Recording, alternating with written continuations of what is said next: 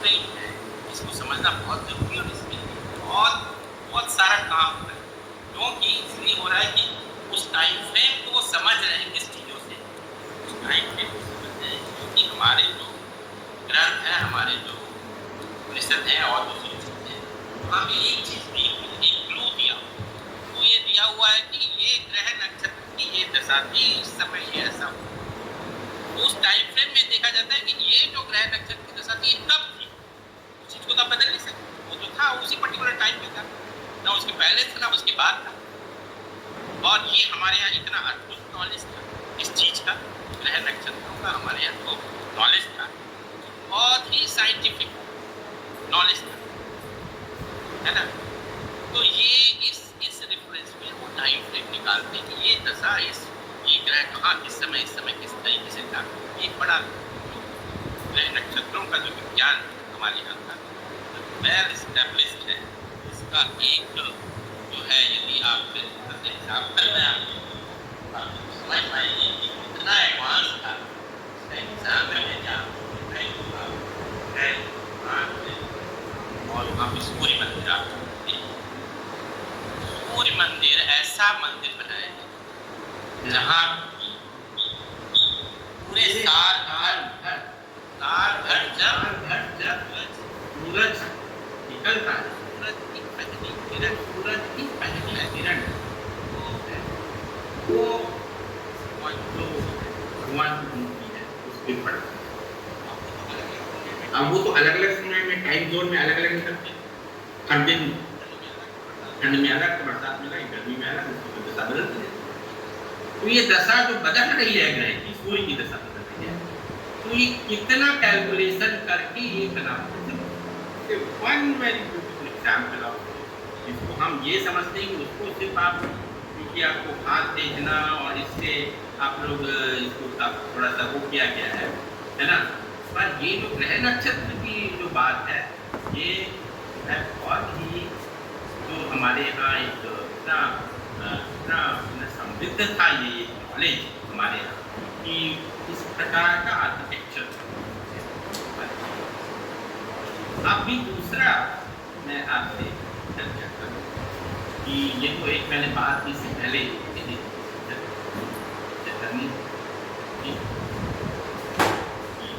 Time frame समझते है ना। साइंस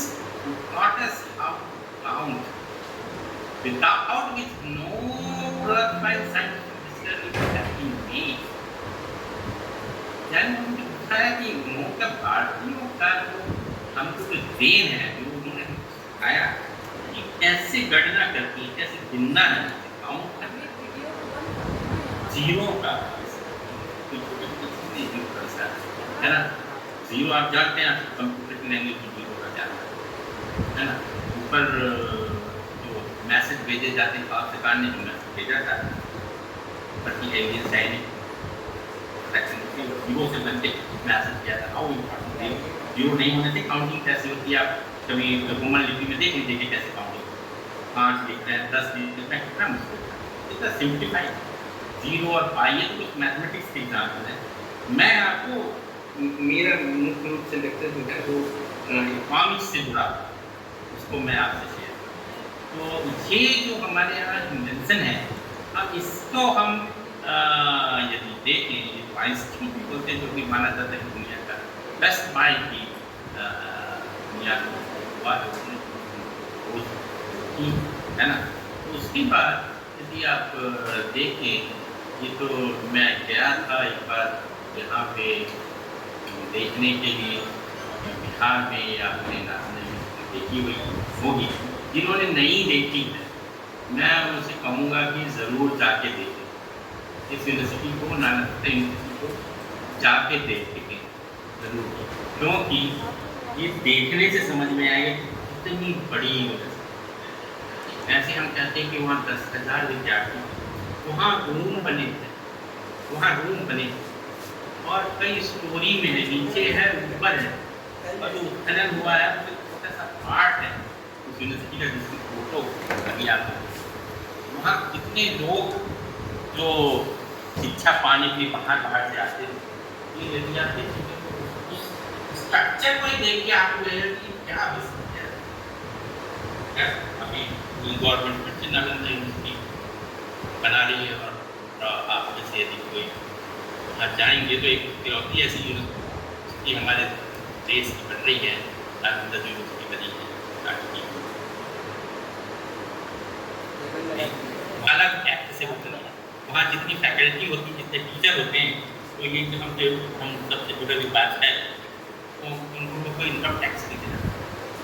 ये बात आपको अच्छी लगेगी, पसंद आएगी। मेरे भाई लाखों रुपये सैलरी मिल रही है कि नालंदा और अभी जस्ट उसकी वाइस चांसलर बने और वो यूनिवर्सिटी इतनी अच्छी बन रही है, उस पैटर्न पे उसको हम इंटरनेशनल लेवल पे बना रहे हैं। पूरी यूनिवर्सिटी में जो इलेक्ट्रिसिटी का जनरेशन पूरा उससे वो करते हैं। पानी के लिए कोई वहाँ पर पंप नहीं लगाया गया है, कोई बोर नहीं किया है और वहाँ 100 तालाब बच गया, 100 तालाब। नई जो यूनिवर्सिटी बन रही है उसके बाद 100 तालाब और 3 साल तक भी पानी नहीं मिलेगा तो वो तालाब नहीं चल जाएगा। एक्सीलेंट यूनिवर्सिटी वो बन रही है और उसी पैटर्न में हम फिर से सहायता की वजह से तो जब ज़रूर मैं आपसे कहूँगा जरूर जो पुरानी यूनिवर्सिटी है देखिए उससे लगभग 15-20 किलोमीटर दूर में नई यूनिवर्सिटी। तो ये तो हम चर्चा कर रहे थे खासकर इसकी की क्या शिक्षा हमारे यहाँ नहीं है ना। अभी यदि मैं आपसे जो बात कर रहा था इसकी है ना, इसके बाद ये तो मैंने इसकी बात करी, ये बात मैं आपसे कर रहा था। ये बात ये मैंने आपको दिखाया था, जो ग्राफ है, ये ग्राफ जो है यदि आप अपने गूगल में एंगस मैडिसन रिपोर्ट लिखेंगे तो ये ग्राफ निकल के आ जाए।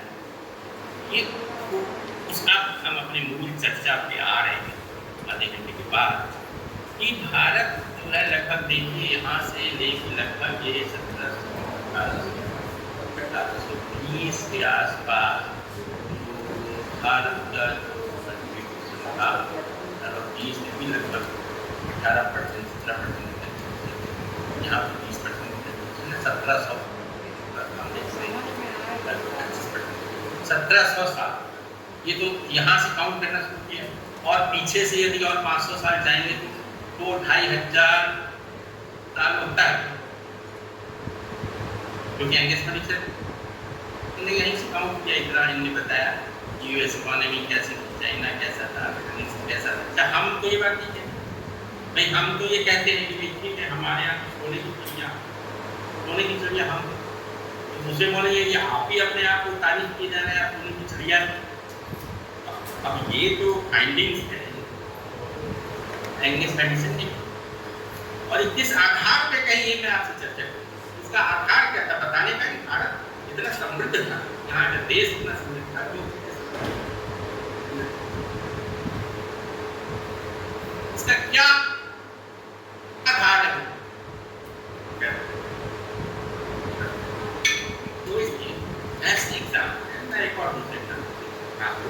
इंडियन सिस्टम का, यदि आप साउथ में जाएंगे तो एक मंदिर है दूसरा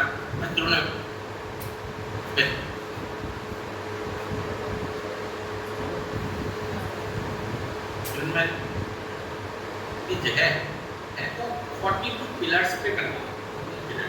और वो लगभग पांड्य राजा उसमें से है, मतलब 1000 साल पुराने और उसके जो पिलर्स हैं वो ग्रेनाइट के। ग्रेनाइट आप जानते हैं कि granite is the hardest material, वो इतना हार्ड है कि आप उसको काटना बड़ा मुश्किल, उसको कट नहीं सकते। तो ग्रेनाइट काट के इतना बड़ा मंदिर बनाया गया, उसका फोटो मैं आपको बताऊं तो मतलब ये है मेरा कहने का कि उससे भी कोई हार्ड मटेरियल होगा तब आपने उसको काटा। ग्रेनाइट को आज काटते हैं अपने घरों में, आप ग्रेनाइट लगाते हैं किचन में, उसको काटने के बाद तो छोटे से वो जो है बिजली से चलने वाला वो आ जाता है। उस समय ग्रेनाइट काटा कहीं ग्रेनाइट के कोई मंदिर या ऐसे पिलर बने हों दुनिया में, ऐसे आप नहीं देखते इस समय ये बने। उससे भी और 1000 साल बाद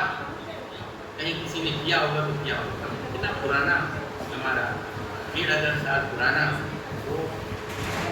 मंदिर जो है वो टूटे नहीं। तो दूसरी उसकी खासियत है कि यदि वो पिलर्स लिखते हैं, 42 पिलर हैं, यदि उनको थोड़ा आप आँख से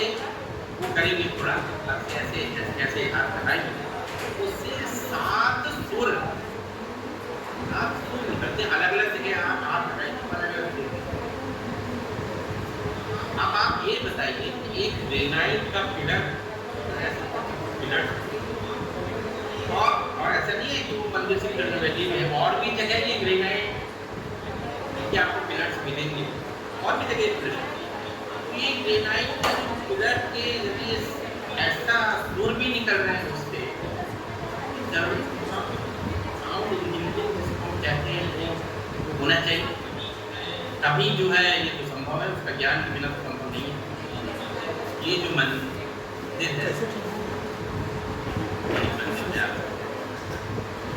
है ना, और ये पूरे जो पिलर्स हैं, पिलर जो दिख रहे हैं आपको, ये ग्रेनाइट है ना, ब्यूटीफुल है। तो यही कई पुराने मंदिरों को आपको दिखेगा। ये आता बेस्ट एग्जाम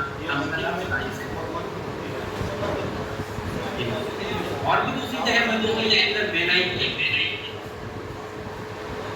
तो ये मुझे लग रहा है कि इसका ये ओपन है, ये क्या कहते हैं पॉइंट है, इको का साउंड, तो काइंडली अपने ये कर दीजिए, फिर रिफ्लेक्ट हो क्या है आवाज़, मुझे रिफ्लेक्ट हो क्या है। ये शायद जो ऑर्गेनाइजर हैं उनके स्मार्टफोन में हो गया होगा। थोड़ा सा चेक करिए, चेक करें इसे, रिफ्लेक्ट ये आपके स्मार्टफोन में बाकी सब और स्टिल मैं इसे सुन रहा हूँ, इको हो रहा है। ये तो एक है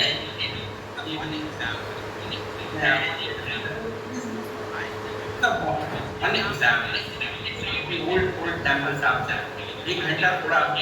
बाहर आप अंदर आप दर्शन करके बाहर घूम के थोड़ा देखिए तो आपको नहीं जाएगा क्या इंजीनियरिंग इस तरीके से कर सकते हैं।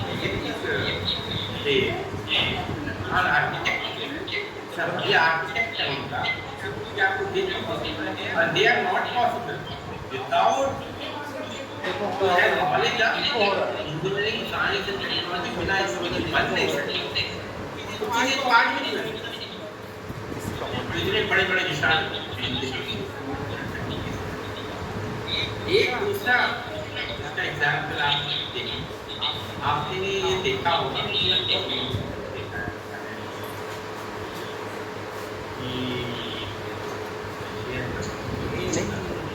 ये जो टेम्पल आप ये जो आपने सभी देखा होगा लगा हुआ है ना, इतना पुराना है। तो उड़ीसा से यहाँ लगाया गया, कलिंग से, कलिंग तो ये वहाँ से लाके लगा, और ये लगा हुआ है ओपन एकदम एटमॉस्फेयर में खड़ा हुआ है। यहाँ पे हवा पानी धूप सब है, यहाँ खुले में खड़ा है, और ये लोहे का है, और 2-2,500 साल से ये खुले में, ये आपका लोहे का खुले में रखा हुआ है, हवा पानी धूप सब उसमें लगा, और उसमें कोई जंग नहीं लगी, नो रस्ट उस खंबे में। 2-2,500 साल से अपने घर में कोई लोहे की चीज बाहर डाल देते 6 महीने, ये वैसे ही उनका खड़ा। ये टेक्नोलॉजी इस इस टेक्नोलॉजी के कारण भारत जो है सोने की चिड़िया कह रहा है। ये लोहा, जो लोहा है जिस लोहे से बना है, ये लोहा बड़े पैमाने पे एक्सपोर्ट करते हैं, बड़े पैमाने पे एक्सपोर्ट, मिलियंस टन्स लोहा हम एक्सपोर्ट करते थे। और आप जानते हैं जैसे आज जो हो रहा है भारत के युद्ध में चीन जो भी है इसका एयर डिफेंस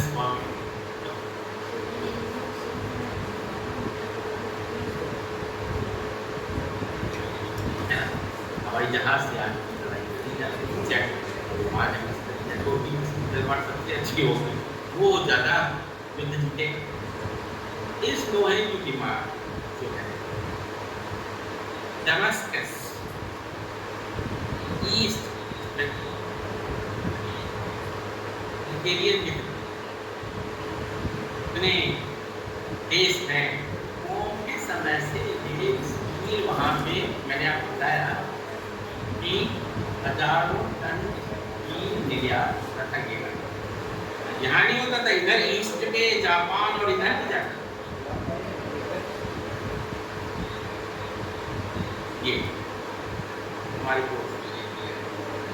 यानी नॉर्मली हम तो ये पढ़ते हैं कि हमारे यहाँ जो आए थे सब लोग आए थे वो मसाले के लिए आए थे, ये खाने यहाँ से जैसे खाना स्टडी रहेगा है ना, तो मसालों का व्यापार तो करते थे, ये तो इस दुनिया करते हैं बात से मसाले व्यापार उसके पहले से भी होता है, बहुत पहले से होता है, परंतु ये जो लोहे का जो व्यापार होता है दमास्कस स्टील है वो बाद में कुछ तलवारें और ये ऐसे देखते हैं अच्छा है, बहुत फ्लेक्सिबल था, बहुत मजबूती के साथ इसमें फ्लेक्सिबिलिटी है। ये इसको हम हजारों टन एक्सपोर्ट करते हैं। तो ये टेक्नोलॉजी हमारे यहाँ बहुत पहले से बनी। यदि मैं देखूँगी तो इंडस्ट्रियल मैंने बताया, इंडस्ट्रियल तो हमारे यहाँ ये बेस्ट कारण इतना तकनीकी की संभावना इतने बड़े पैमाने पे आप बातें कर सकते हैं। एग्रीकल्चर जो हमारे यहाँ इतना दरिद्र था, कृषि को हमारे यहाँ वाटर मैनेजमेंट जो था बहुत अच्छा था, यानी पूरी दुनिया का अकेला 2000 साल पुराना बांध लिविंग डैम आपको मिल जाएगा हमारे यहाँ वाटर मैनेजमेंट एग्जाम्पल। कल्याणी बांध है तो आपको मिलेगा। ये मैं बता रहा हूँ कि ये जो रूट स्टील है बता रहा हूँ, ये सिर्फ ऐसा नहीं है कि कलिंगा और दिल्ली यहाँ पे ये इसको लगा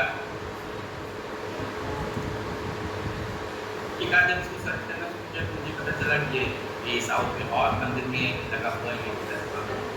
2000 साल से नहीं, और ये उससे फाइन स्टील है जो मीनार के सामने जो अस्तित्व में लगा था उससे भी फाइन स्टील है। उसके साथ ये मैंने देखा कि ये यहाँ मध्य प्रदेश में वहाँ भी धार जिले में भी पड़े हुए वो लोहे तो साउथ से लेके नॉर्थ तक सभी जगह इवन यानी खैर ये वहाँ से लाया गया भुवनेश्वर में बहुत सारे ये आपको ऐसे स्थिति मिलेंगे, साउथ में मिल जाएंगे। और ये इंडस्ट्री हमारे यहाँ बंद हो गई जो है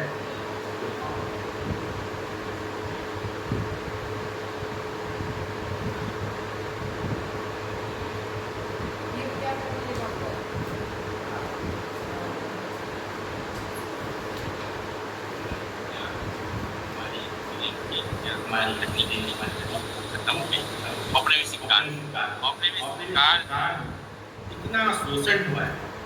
ये आप जो है जानेंगे तो आपको बड़ा आश्चर्य बहुत अच्छा उस समय और यहाँ के जो इतना शोषण किया गया यहाँ से ऐसा भिजाया गया उसमें शोषण हुआ जब ब्रिटिशर्स यहाँ पर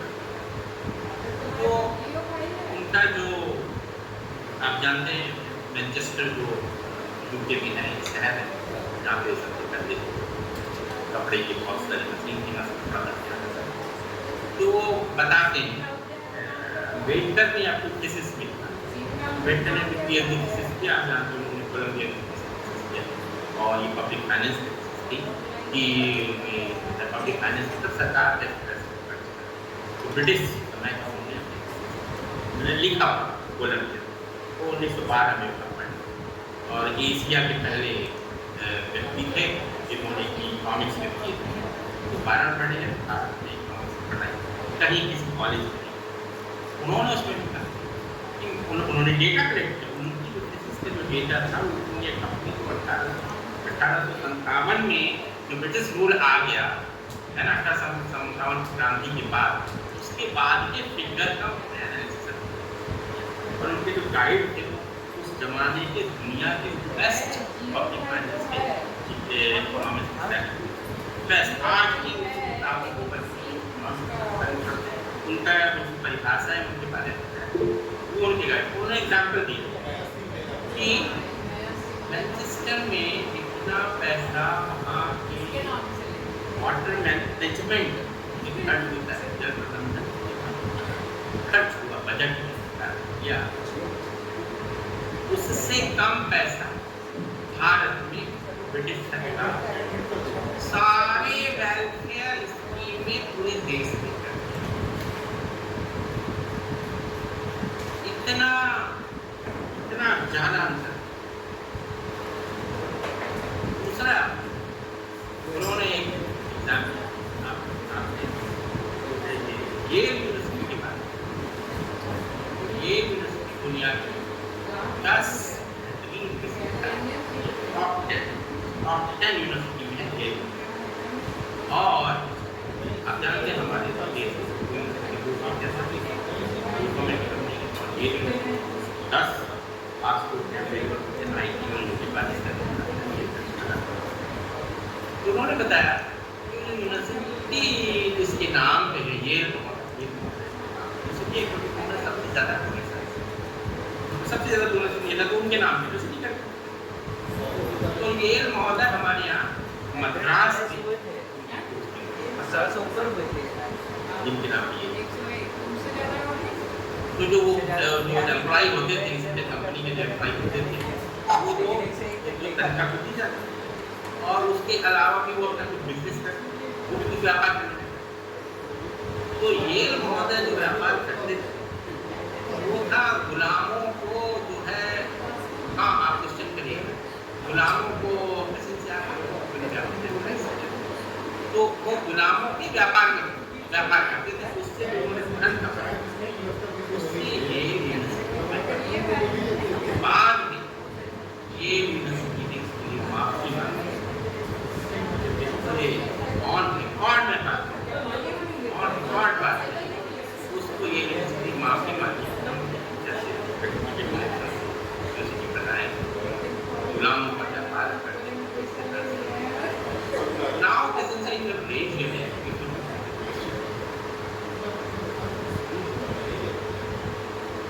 sincere I see that you have raised hand आप सुन पा रहे हैं आपने आप मान लीजिए करके बोल या फिर नहीं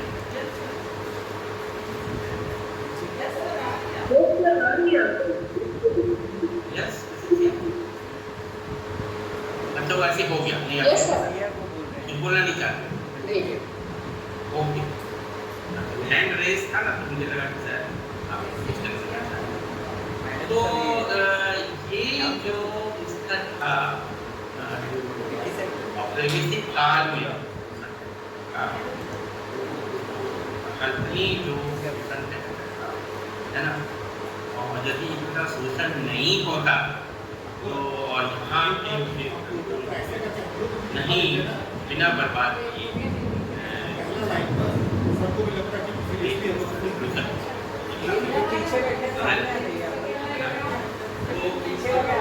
हम बात कर रहे थे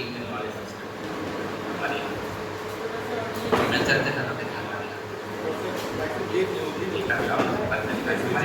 वाटर मैनेजमेंट, ये तो आपने देखा है। इसका तो मैंने बताया कि इंडस्ट्रियल स्केल पे इसका हम एक्सपोर्ट करते थे, इससे हमें हमारे पास गोल्ड है। ये हमारे जो भारत में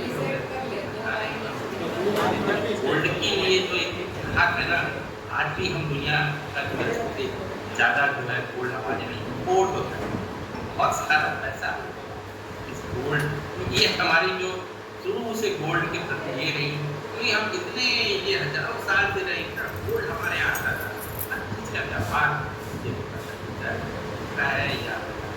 स्टील का बताया एग्जाम्पल। ये मैं इसकी चर्चा कर रहा था। ये जो बांध है ये पूरी दुनिया का 2000 साल पुराना अकेला लिविंग डैम जो आज भी है, आज भी ये डैम और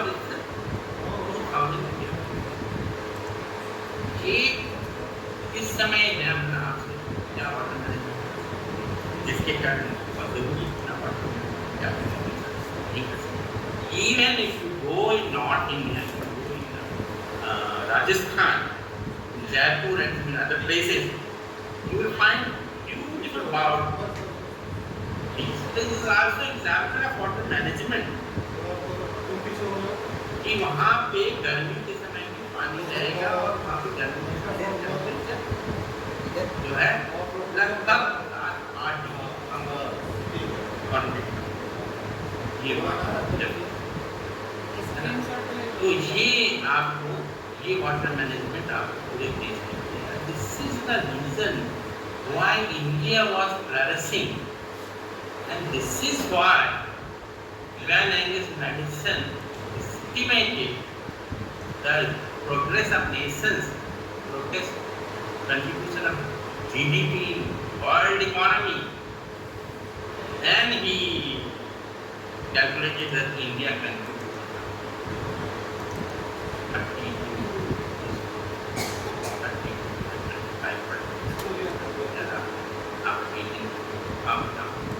come down. That's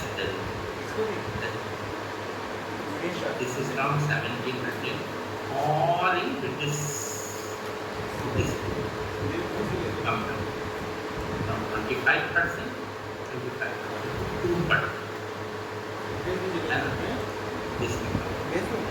ये इसलिए हम हमारा देश इसलिए हम चीजें जब हम चीजों को एक्सपोर्ट करते थे, बाहर बेचते थे, बदले में हमने सुना ये हमारे और दूसरा यदि आप हमारे यहाँ देखेंगे आर्ट एंड कल्चर, हमारे यहाँ एक और प्रोडक्शन होता है हमारे यहाँ जिंक का प्रोडक्शन। जिंक को कैसे निकालना है ये टेक्नोलॉजी सिर्फ भारत में होता है, क्योंकि इसको निकालना थोड़ा कठिन है। जिंक इस ओर से बनता है, जैसे माइनिंग इंजीनियर वाले लोग बताएंगे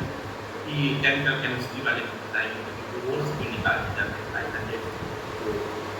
डिग्री पे जो है वो वेपराइज होता है, उस वेपर को कलेक्ट करके फिर आप उससे जिंक बनाएंगे, क्योंकि उसके बाद यदि टेम्परेचर थोड़ा ज़्यादा बढ़ेगा फिर वो जिंक ऑक्साइड होता है, तो जिंक नहीं। इस टेक्निक कैसे ओर से इसको बनाना है ये भारत और अगेन ना केवल आयरन स्टील इंडस्ट्रियल लेवल पे एक्सपोर्ट होता है, हजारों टन एक्सपोर्ट, जिंक भी एक्सपोर्ट। ये तो ये हमको कहीं पढ़ने लिखने में कहीं पर आता नहीं, तो ये भी चीज़ थी हम जिंक देते। इसके साथ पुराने समय के आप देखेंगे हमारे पास जो तकनीकी थी कितने सुंदर तरीके से हम बनाते थे, जो यूज करते हैं आप कि जो जिसको हम बोलते हैं पंचधातु की पंचधातु, क्योंकि हम 5 धातुओं को बराबर जो प्रोपोर्शन का मिलाने का उसको मिला के तो सुंदर मूर्ति बनती पंचधातु, तो आपको कहीं दुनिया में नहीं। इसीलिए हमारे देश से मूर्तियाँ भी जो है बाहर स्मगल होके या जो है कॉलोनी पीरियड में पूरी बाहर चली, और आज भी जब हमारे कई राष्ट्रों को बाहर जाते हैं तो यहाँ से जो मूर्तियाँ वहाँ चली गई वापस तो वही गिफ्ट करते फिर हम लेके आते हैं ये आप यहाँ से हम लाएंगे। ये पंच धातु 5 धातुओं को मिला के घर में आप सब्जी बनाते हैं तो हमसे जैसे नमक मिर्ची ज़्यादा हो जाती है, तो 5 धातुओं को प्रॉपर प्रोपोर्शन में मिला के और फिर उनको इतने शार्प जो है जो जिसके जो फीचर्स हैं, शार्प फीचर्स के साथ यदि आप लोग ने देखा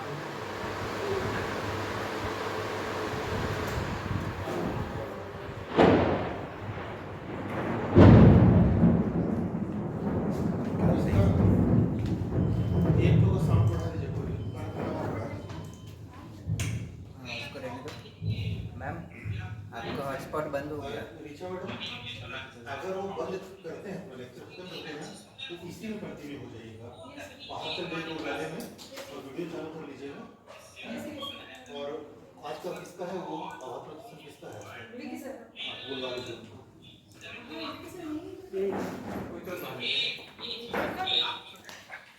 4 बजने वाले 5-10 मिनट अगर लाइट आ गया तो यहाँ से करना लेकिन बाहर से ये आवाज आ रही है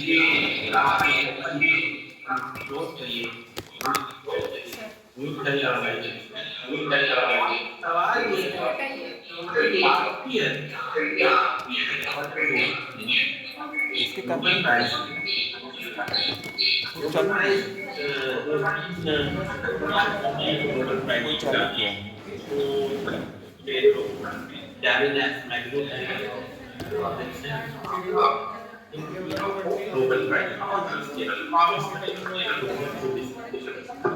और इनका काम ये है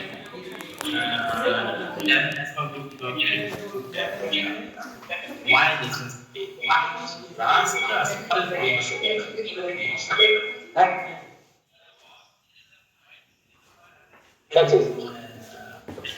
माइक खुला हुआ है।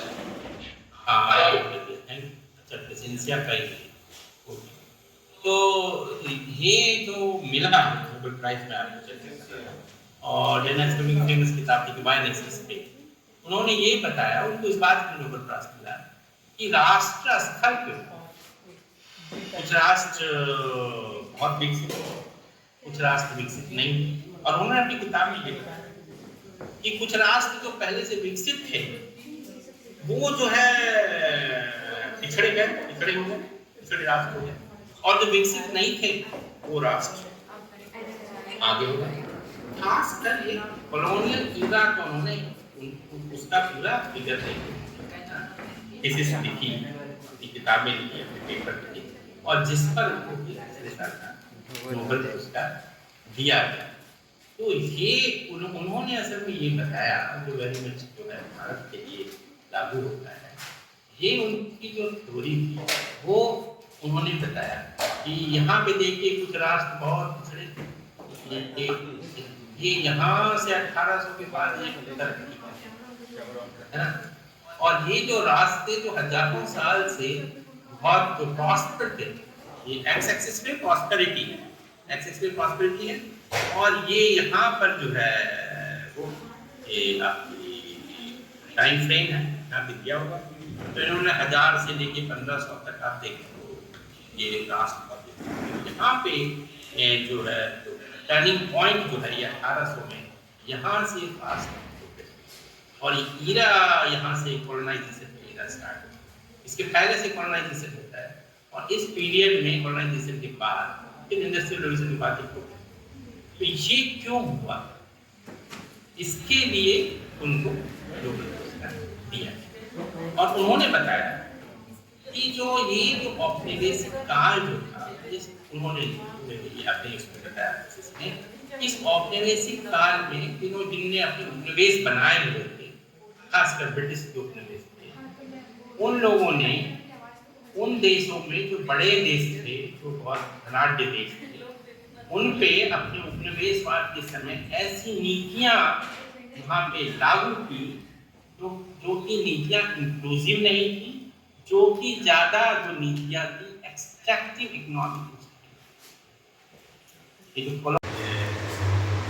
आपको पढ़ना है,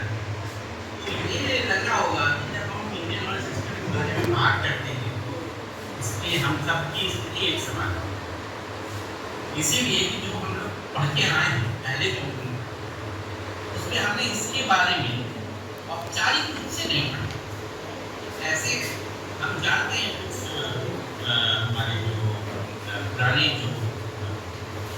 ऋषि मुनि है और पुराने जो हमारे साइंटिस्ट हैं, ये साइंटिस्ट हैं, उन्होंने खोज की है और जो कि इसके बारे में बहुत ज़्यादा जानकारी नहीं है। तो ये नॉर्मली जब हम ऋषि मुनि कह देते हैं तो ऐसा लगता है छात्र को भी और लोगों को भी इसमें जैसे धार्मिक बातें होती है, जैसे आध्यात्मिक बातें जहाँ रेलिडेंस है वो क्या हम जो है अभी के लिए पढ़ना क्यों क्या जरूरी है। तो ये असल और हमारे आचार्य कहते थे पर दे आर द साइंटिस्ट, मैं उनको साइंटिस्ट कहता हूँ, वैज्ञानिक कहता हूँ, उन्होंने हमारे देश में खोज की थी। तो अभी मैं आपको खोज शेयर करूँगा। मैं अपने लेक्चर बहुत ज़्यादा अध्यात्म या बहुत ज़्यादा फिलोसफिकल नहीं करता क्योंकि मैं तो इकोनॉमिक्स का हूँ और ये आपसे शेयर करूँगा कि वो हमारा ज्ञान परंपरा उसका हमारे जिसे आर्थिक जीवन देश की इकोनॉमी में उसका क्या उपयोग था इस पर मैं ज़्यादा तो देखिए मैं छोटी सी बात आपको शेयर करता हूँ कि एक तो देखिए आप कोई जो देश है कोई देश जैसे आज में लें समझते हैं कि आज का जो शक्तिशाली देश है कर रहा है क्या इसके पीछे है इकोनॉमिक इसके हो नहीं सकते, कोई देश विकास नहीं कर सकता जब उसकी साइंटिफिक डिस्कवरी ना हो, इनोवेशन ना हो, टेक्नोलॉजी डेवलप्ड ना हो, कोई भी देश प्रोग्रेस नहीं कर सकता। दूसरी चीज़ें होना चाहिए, इंफ्रास्ट्रक्चर अच्छा हो, ये तो होना चाहिए, पर वहाँ पे ज़्यादा रोल प्ले करता है रिसर्च और डेवलपमेंट। 10 सालों की इकोनॉमी में योगदान 25 से लेकर 30% तो संभव नहीं कि वहाँ पे यदि ना नहीं रही होगी तो ऐसा हमारी मदद को कैसे पता चला कि अदरक और ये हल्दी से काफ़ी रिलीफ मिलता है। तो उनको किसी ने बताया होगा, फिर उनको किसी ने बताया और उनको किसी ने बताया होगा, तो ये तो कहाँ से आया होगा, ये एक बहुत अनुसंधान से पहले कहाँ आया और इसी कारण हल्दी को जाके यूएसए को पेटेंट करा दिया। जानता हूँ कि भारत ने बड़ी लड़ाई लड़ी क्योंकि ये तो हमारे यहाँ सदियों से उन्होंने डॉक्यूमेंट दे के प्रूफ किया पेटेंट हल्दी के संबंध में। तो ये चीज़ है असल में, यदि छोटी सी बात में आपसे क्योंकि हमको छात्रों को समझना है, छात्रों को भारतीय ज्ञान परंपरा के बारे में समझाना है। छोटा उदाहरण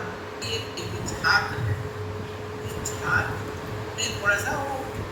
सा शरारती था, शरारत से चार्ज था तो पढ़ाई लिखाई में उसका ध्यान नहीं था।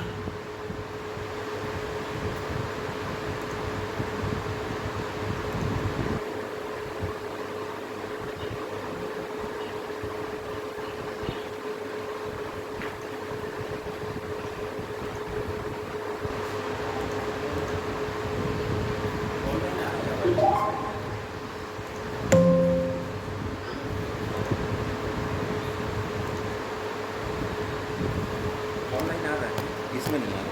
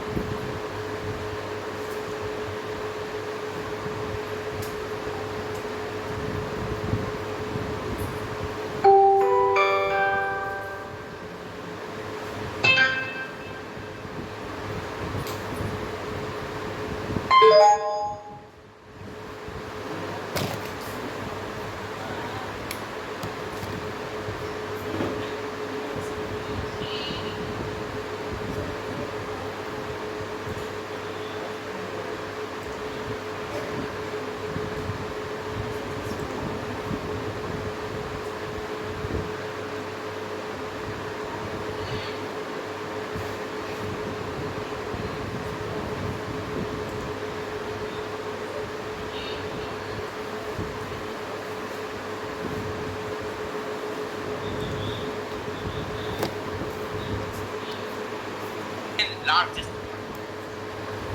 2/3 उसका पोर्शन है, उसका 18% कंट्रीब्यूशन है चाइना का। चाइना में नेशनल प्राइड, इनके यहाँ जो परंपरा है, इनके यहाँ जो ज्ञान था, बहुत सारी चीज़ों का जो इन्वेंशन चाइना में हुआ, उनकी भी एक बड़ी परंपरा रही। तो वहाँ की यूनिवर्सिटीज़ में छात्रों को पहले ये बताया जाता था कि हमारा कितना योगदान इस पूरी दुनिया को है, हजारों साल से हमारा क्या योगदान। और उनके यहाँ ऐसी प्रदर्शनी होती है, जो लोगों ने बीजिंग यूनिवर्सिटी विजिट किया है, वो बताते हैं कि वहाँ लाखों मीटर में प्रदर्शनी लगाई जाती है उनकी ज्ञान परंपरा को लेकर। उनके यहाँ जो इन्वेंशन हुए, उन्होंने जो चाहे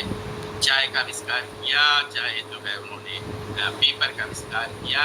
इन सब चीज़ों और भी दूसरी चीज़ें बताने के लिए वहाँ पे इतनी बड़ी मात्रा में प्रदर्शनी होती है और छात्रों को वहाँ लाया जाता है और उनको उसे जानकारी दिया जाता है कि वो उनके ऊपर एक जो हम उसको गर्व कर सके कि हम कितने संपन्न थे। हम ऐसे नहीं थे जो हमको कॉलोनी लीडर में बताया गया कि आप यहाँ को कुछ भी नहीं।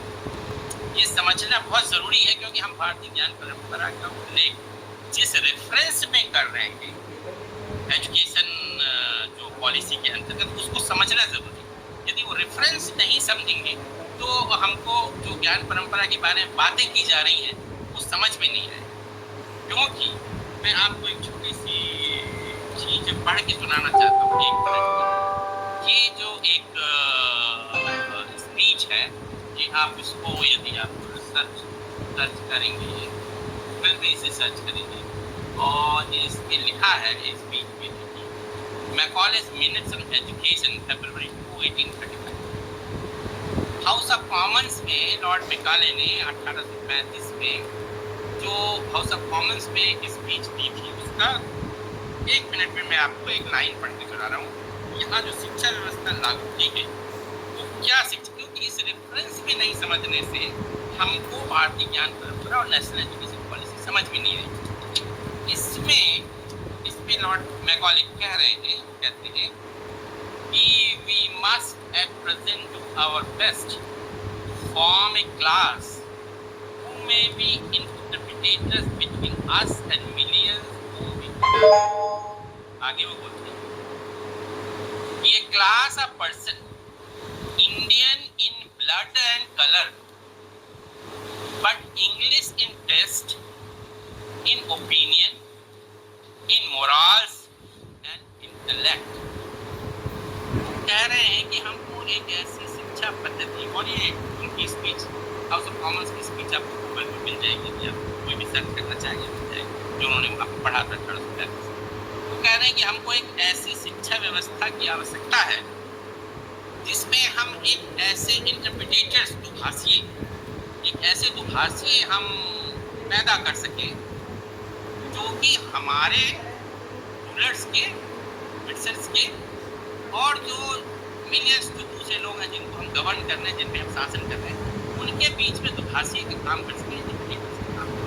तो माइक से चालू कर, वो देखने में तो भारतीय लगे, माइक से बंद, आप देख के समझ जाएंगे भारतीय, ब्लैक कलर है भारतीय, माइक लगा कह रहे हैं कि देखने में और ब्लड में तो भारतीय, परंतु वो सोचने में, माइक लगा नहीं, इसको इंग्लिश तो इन टेस्ट, उसकी रुचि में वो इंग्लिश, किसी और को इंग्लिश मतलब इंग्लिश मैन की तरह वो सोचे, टेस्ट में इंग्लिश, इन ओपिनियन विचारों में English, in morals and in intellect, उसके मूल्य और उसका इंटेलेक्ट, ये इंग्लिश। देखने में वो भारतीय लगे, ब्लड उसका भारतीय, और सोचने में और दूसरे तरीके से ये सिस्टम लागू किया। इस रेफरेंस में मैं आज पूरा अपना जो चर्चा है, इस रेफरेंस में मैं चर्चा करूंगा कि ये जो रेफरेंस दिया गया था, इस रेफरेंस में हमारे यहाँ क्या नॉलेज था, और इसी में वो कह रहे हैं, क्योंकि लॉर्ड मैकॉले इसको 1835 में लागू करने के पहले भारत आए।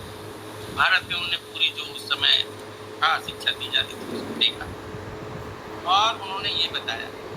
कि वहाँ पे जितना साहित्य है वो मैंने देख लिया। भारत गवर्नमेंट टेलीफोन इसी में बोल रहे हैं कि मैंने वहाँ देख लिया और उसमें कुछ भी नहीं है, वो पूरा बेकार है। यानी वो कह रहे हैं कि मैंने उसको जो पढ़ा और मैंने देखा तो उसकी कीमत इतनी भी नहीं है। जिन कागजों पे वो लिखा गया है, जिन कागजों पे लिखा गया है शायद उनकी कीमत ज़्यादा है और उसमें जो ध्यान होता है ये बात क्या कुछ कहा कि हम सबको सभी शिक्षक ये लॉर्ड निकाले की स्पीच निकालते गूगल में लिखने से आ जाए ये चीज़ आ जाए। ये बात हो क्या कोई ज्ञान नहीं। कल्पना करिए कि ऐसे देश के बारे में ये बात कही जा रही है जिसमें कहा गया कि नाहि ज्ञानेन सदृशम पवित्रम विद्यते, नाहि ज्ञानेन सदृश, ज्ञान के सदृश कुछ दूसरा है ही नहीं। ज्ञान के सदृश कोई दूसरी चीज नहीं है। क्या है? नाहि ज्ञानेन सदृश पवित्रम विद्यते, यानी जिस तरीके से ज्ञान आपको पवित्र करता है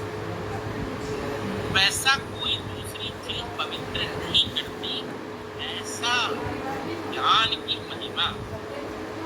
जिस देश में हो, जिस देश की संस्कृति में हो, जिसके लिटरेचर में हो, जिसके ऋषि मुनि वैज्ञानिकों ने, मैंने बताया कि मैं ऋषि वैज्ञानिक, उन वैज्ञानिकों ने किया हो, उसके बारे में वाले बोल रहे हैं कि वहाँ कुछ ज्ञान नहीं है और मैंने सब देख लिया और उसकी कोई कीमत नहीं है। वो जो कागजों में लिखा गया उसकी कीमत ज़्यादा है ज्ञान से। ये लिखा गया है, आप देखना चाहें तो आप, ये श्री कृष्ण ने और अर्जुन से ये बात कही थी और गीता का यदि चतुर्थ अध्याय आप निकालेंगे, गीता आपके पास सभी का गीता के चतुर्थ अध्याय में 38वां ना ही ज्ञान पवित्र देते, ये बात हमारे यहाँ ज्ञान की इतनी महिमा हमारे यहाँ है ये कहा गया और हमको ऐसी शिक्षा व्यवस्था में लागू की गई। हमने कहा कि मैं यही शिक्षा व्यवस्था मैं इसी शिक्षा व्यवस्था को लागू करना चाहता हूँ और सब कमेंट्स में बोल रहे हैं कि आप सब सुन लें, यही शिक्षा व्यवस्था लागू होगी। यदि आप इसको लागू नहीं करेंगे तो मैं इस्तीफा दे दूँगा, मैं इस्तीफा दे दूंगा। उन्होंने कहा लास्ट इस बात इस रेफरेंस में जब आप पढ़ेंगे हमारे दिमाग कॉलोनाइज है, सोच है वो कॉलोनाइज है। हम आज़ाद जरूर हो गए पर औपनिवेशिक सोच से आज़ादी बहुत, और ये एक बहुत महत्वपूर्ण काम जो है भारतीय ज्ञान परंपरा सब्जेक्ट है, जो पेपर है, इसके माध्यम से हम सब कर सकते हैं। ये नेशनल प्राइड की बात है, ये होनी ही चाहिए थी। बहुत देरी से ये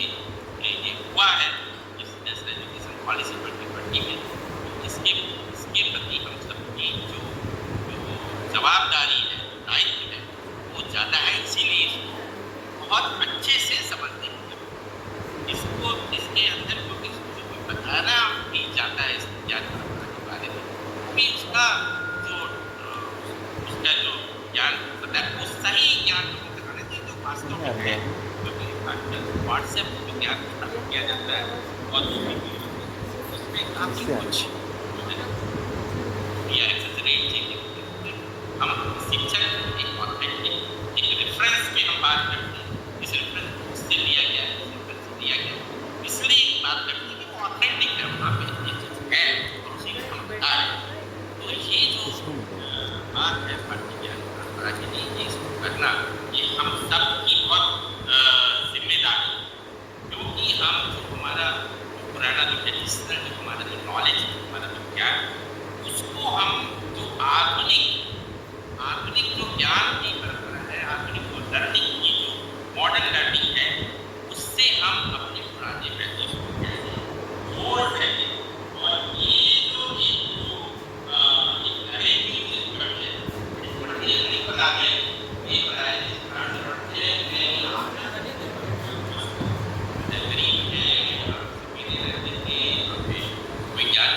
तरीके का जो एक पिक्चर में भारत पोर्ट्रेट की जाती है बाहर,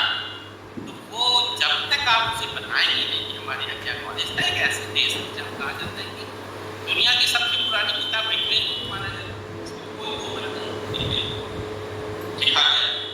तो ये जहाँ पे इस तरीके की बातें हैं, वहाँ पर आप बता रहे हैं कि यहाँ पे कोई ज्ञान नहीं, ये बताना हमारी जिम्मेदारी है सभी लोगों। और ये हमारे क्या कल्चरल लिगेसी क्या थी, हमारे कितना महान कल्चर, कितना समृद्ध हमारी देश की हर चीज में समृद्ध आपको दिखाई देगी, चाहे संगीत में हो या कला में हो या और साइंस एंड टेक्नोलॉजी में, साइंस एंड टेक्नोलॉजी पढ़ रहे हैं अपने विज्ञान में हमारे इस प्रकार से साइंस एंड टेक्नोलॉजी का क्या स्थिति वो मैं अभी आपसे शेयर करूँ। तो ठीक है, इतना तो मैंने कहा इस बीच में साहित्य का सब्जेक्ट बहुत हो गया, आप सुन रहे हैं, बातें आती है, चर्चा करते हैं, बट देखने से और चीजें स्पष्ट यहाँ देख पा रहे हैं क्या भी। यस सर, दिख रहा है।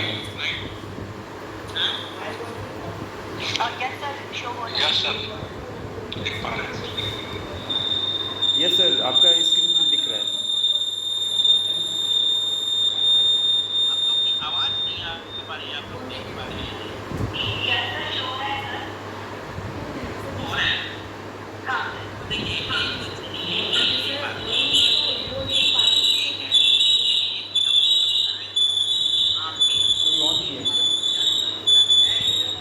कौन बंद किया? और ये बहुत जो है जिसे अपने ऑथेंटिक से पूरा तथ्य के साथ, प्रमाण के साथ समझा, अप्रमाणिक से नहीं समझा, उसके पीछे जो तथ्य है, उसके पीछे जो रेफरेंस है, उसके पीछे जो तर्क है, जो खोज है, वहाँ से रेफरेंस लेके आप समझाना ये हमारी सबकी जिम्मेदारी है। इसलिए बहुत ज़्यादा इसमें और रिसर्च करने की जरूरत है, बहुत ज़्यादा पढ़ने की। क्योंकि इसीलिए अभी जो भारतीय ज्ञान परंपरा इस तरीके से समझा जाता है ना, ये जो आपने कहानी सुनी हो, ये जो है अंधे जो व्यक्ति थे ना, 4 अंधे व्यक्ति थे और मैंने इसको मिनिमाइज कर दिया अभी देख नहीं पाया। तो 4 जो अंधे व्यक्ति थे वो हाथी को अलग अलग देख रहे हैं कि वो कैसा है। ये स्थिति हुई भारतीय ज्ञान परंपरा में देखिए सभी जगह है। वो कह रहे हैं कि नहीं, जैसे उन्होंने बताया कि नहीं ये लाइफ होता है, ये किसी ने उसकी सूंड को पकड़ ली, बता दिया कि नहीं ये एक सांप की जगह है ना, कान को पकड़ के बता रहे नहीं ये पत्ते की तरह, या पूंछ पकड़ लिए बता रहे हैं रस्सी की तरह है ना, और पैर किसी ने पकड़ लिया तो बता रहे नहीं ये पेड़ की तरह। This is the real scenario in which we are explaining the knowledge system to all। यदि इसको समग्रता में नहीं देखने से, ये अलग अलग देखने से अलग अलग आपको लगने लगेगा। कुछ ऐसा अभी इसको प्रसार नहीं हुआ, बताया नहीं गया, कुछ चीज़ें जरूर हम लोग जानते हैं, अनौपचारिक रूप से पढ़ा, पहली बार है ये भी औपचारिक रूप से पढ़ा, औपचारिक रूप से पहली बार पढ़ा कि औपचारिक रूप से हम जानते हैं। ये ऐसी परंपरा है, सनातन परंपरा है, लगातार नदी प्रवाह की तरह जो है आ रही है ना, इसीलिए इसके बारे में कहा गया कि जो है और जो दूसरी संस्थाएं है ना, कहा गया थोड़ा फेमस है, आपने सुना होगा कि यूनानो मिस्रो वहाँ सब मिल गए, तो संस्कृतियाँ नहीं बची। फिर सवाल ऐसे कि यूनानो मिस्रो वहाँ सब मिल गए जहाँ से, बाकी मगर है नब्बे नाम दिशा, कुछ बात है कि हस्ती नहीं आई, सदियों रहा है दुश्मन दौरे जहां, सदियों तक हमारा दुश्मन रहा है, या आक्रांता रहे हैं, या कॉलोनाइज रहे हैं हम, कितने जहाँ सदियों रहा है दुश्मन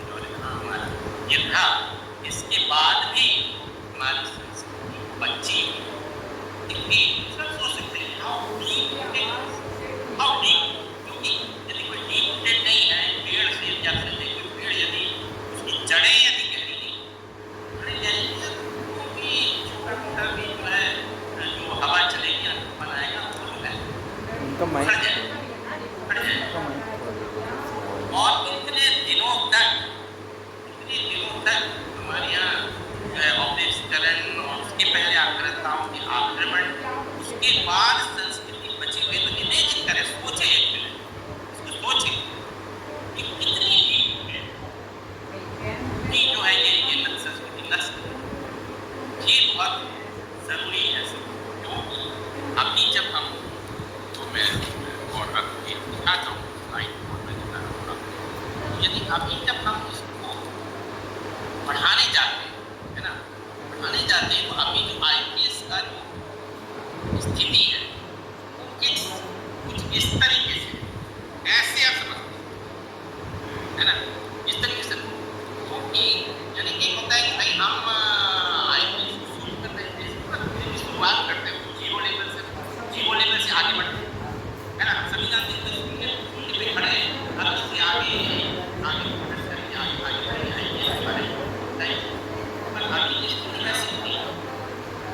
अभी स्थिति वैसी नहीं, बड़े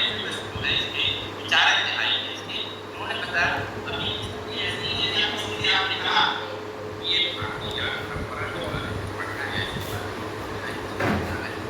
तो वो बोलेगा कि माने we are starting in this country in your knowledge system with -3 level, -3 level ये मैं अब इसमें ये था इसमें we are starting from level -3, है ना। उसको आपने किसी से IPS की चर्चा करी तो बोलेगा नहीं नहीं कुछ नहीं, बेकार है, इसमें क्या मतलब, इसको इसमें कुछ भी नहीं होगा, यानी वो तैयार ही नहीं है, सुनने के लिए तैयार नहीं। तो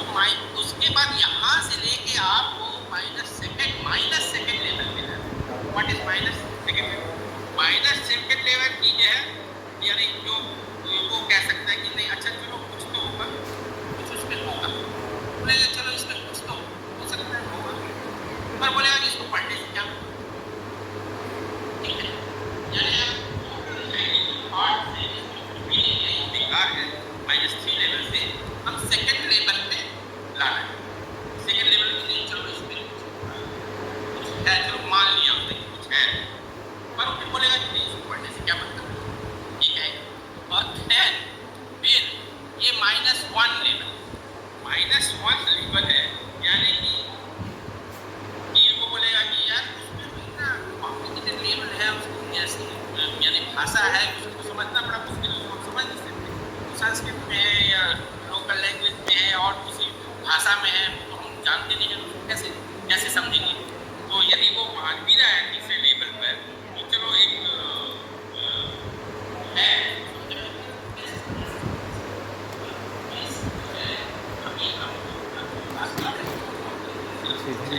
सामने कि हम समझ रहे हैं कि 0 लेवल से चालू कर रहे हैं, जहाँ पे वो समझ रहा है कि ये बेकार है, उसके बाद समझने के लिए तैयार होना कि नहीं अच्छा कुछ है, पर जो कोई लाभ ही नहीं है पढ़ने से क्या होता है, और फिर दूसरा पढ़ ही है, पर ठीक है चलो मान लिया है, पर क्या मतलब उसको आप हम पढ़ के क्या करेंगे भाई, ये 2000 साल पुराना है, उसको अभी पढ़ने से क्या मतलब, तो ये समझेगा। तो यहाँ से जब वो 0 लेवल पे IPS आएगा, 0 लेवल यदि आप देख रहे हैं तो ये कुछ ऐसा सोचेगा कि अच्छा चलो यहाँ पे कुछ हो सकता है, यदि ये है कि वो न्यूट्रल स्थिति, वो बोल रहा है कि हाँ इसमें कुछ हो सकता है, अच्छा होगा या नहीं होगा, तो चलो हम माने हाँ कुछ है ऐसा। तो यहाँ से आपको इस न्यूट्रल लेवल पे लाके 0 लेवल पे लाके लेवल से फिर उसको कैसे लेवल 1 पे कि ठीक है अच्छा तो मैं इसको समझना चाहता हूँ, फिर वो स्टार्ट थिंकिंग कि चलो क्या चीज़ है, मैं ये आएगा आपका फर्स्ट लेवल, है ना। और फिर समझने के बाद जब वो समझेगा कि मैं समझता हूँ, और उसके बाद देना ही शेयर अलग अन्य लोगों के साथ मैं पार्ट बताऊँगा, मुझे मैंने सीखा है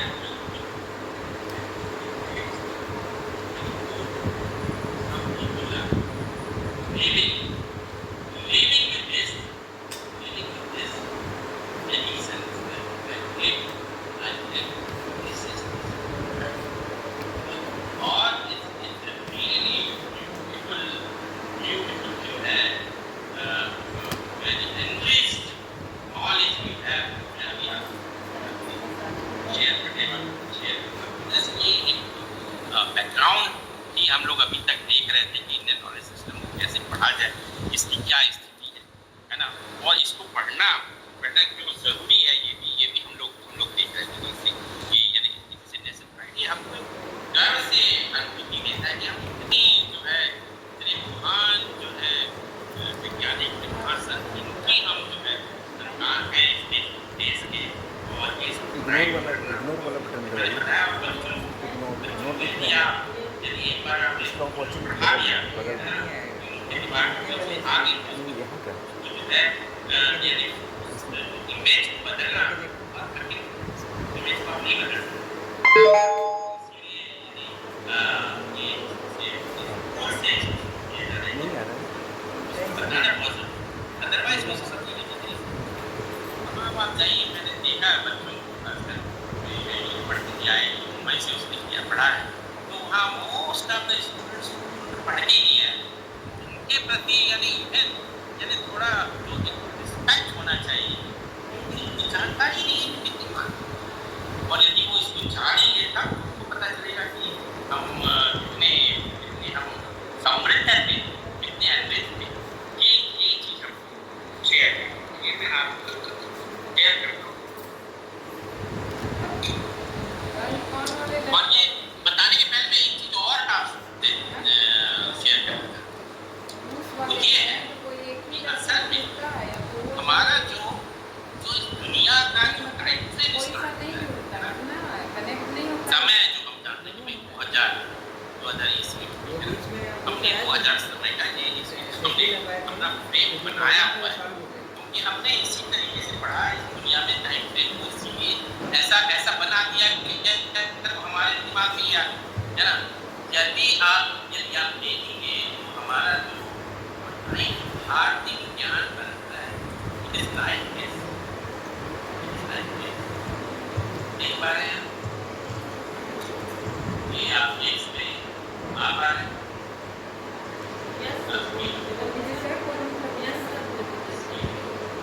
ये सर दिख रहा है। हमारे यहाँ जो समय की जो परिकल्पना है ना, इसको open है, less than equal to sign less than, अब इतनी पुरानी परंपरा है। मैं एग्जाम्पल आपको देता हूँ, यदि आप अर्थशास्त्र जो कौटिल्य ने लिखा था, अर्थशास्त्र 200-300 BC लिखा गया था, आप जानते हैं 20 से 300 साल पहले, यानी आज से समझ जाओ